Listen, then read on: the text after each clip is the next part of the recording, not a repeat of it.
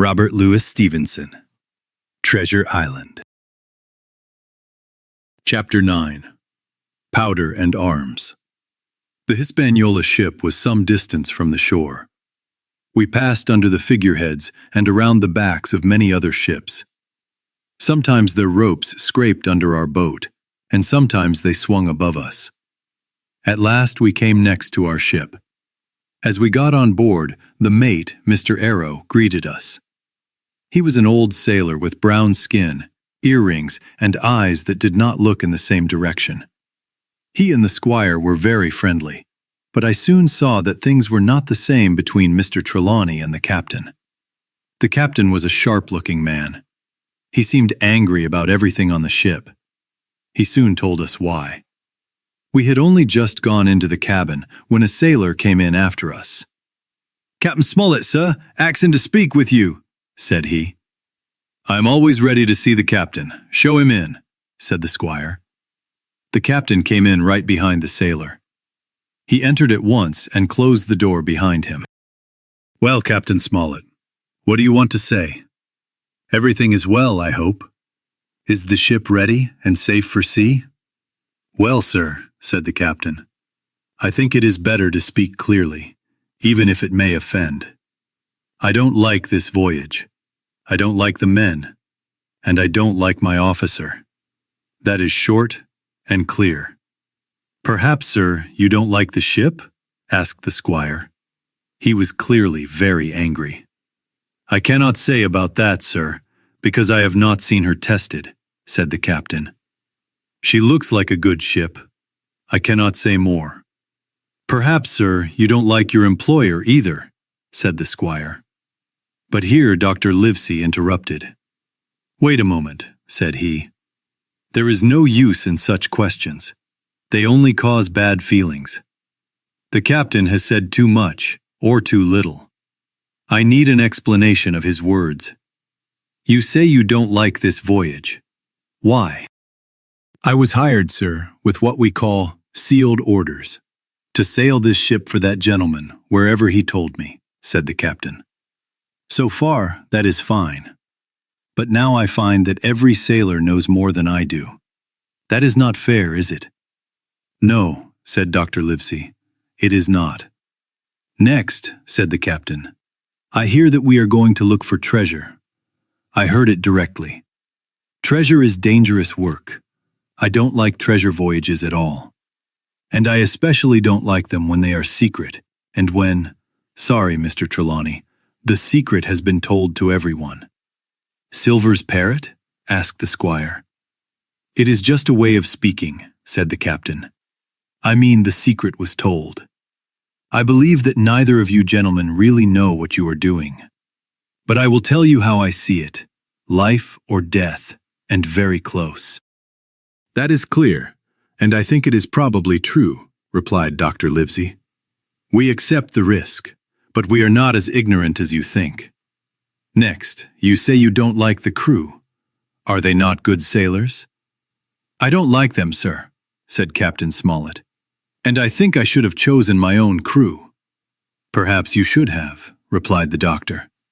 "My friend should perhaps have taken you with him when choosing them. But if it was a mistake, it was not done on purpose. And you don't like Mr. Arrow?"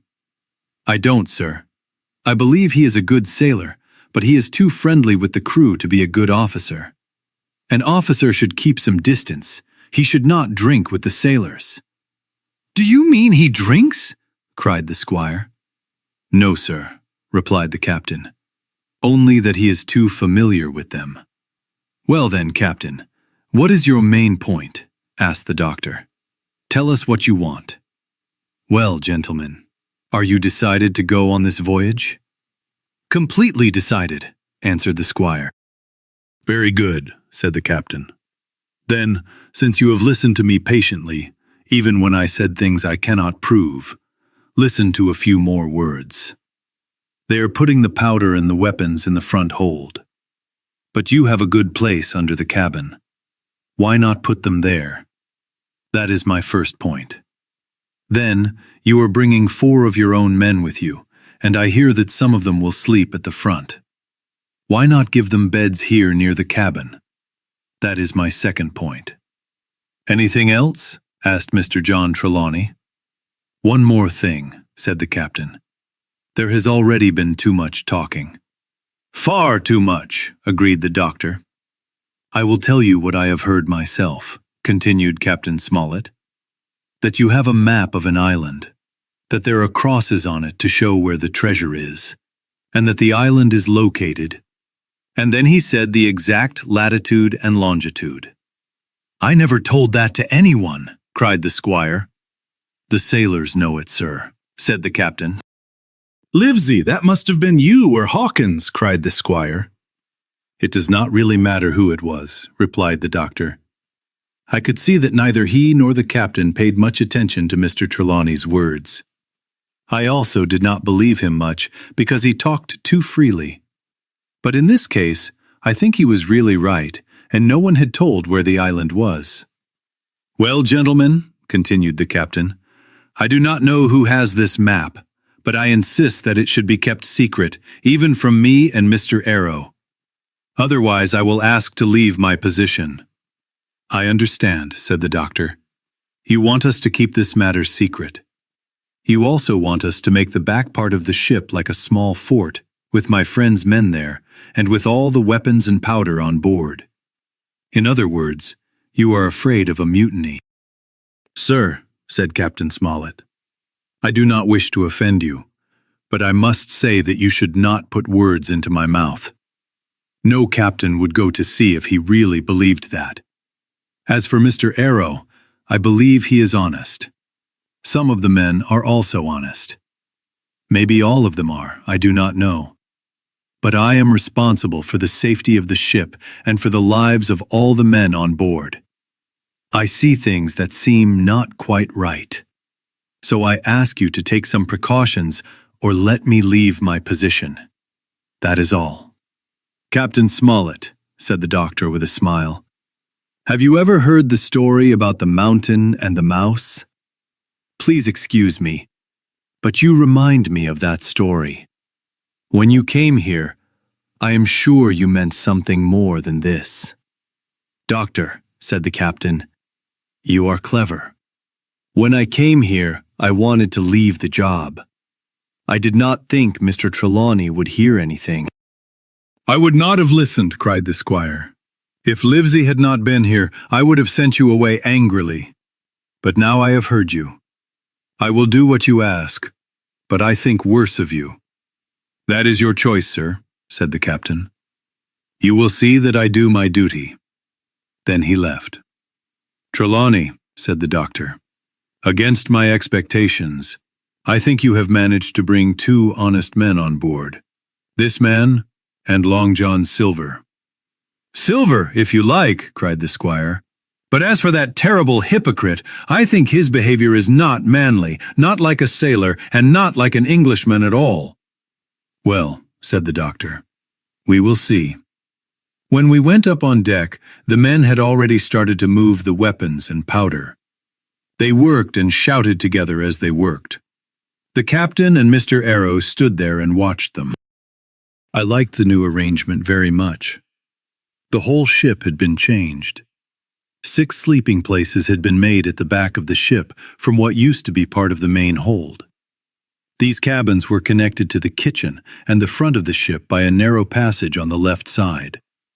At first, it was planned that the captain, Mr. Arrow, Hunter, Joyce, the doctor, and the squire would use these 6 places. Now Redruth and I were to take 2 of them, and Mr. Arrow and the captain were to sleep on deck in the companion area. This place had been made bigger on each side, so it was almost like a small house.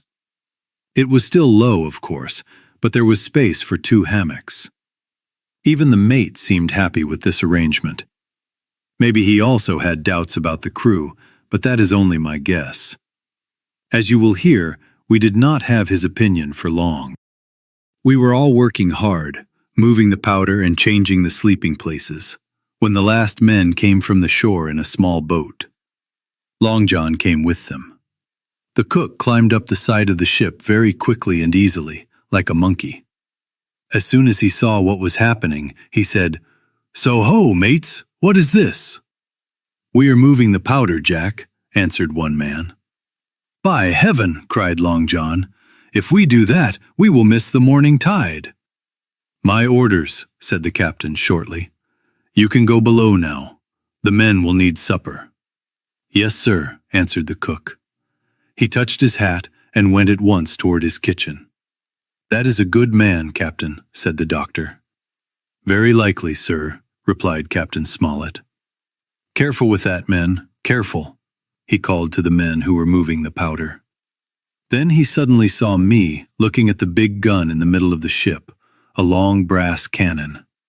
"You there, ship's boy," he shouted. "Get away from that.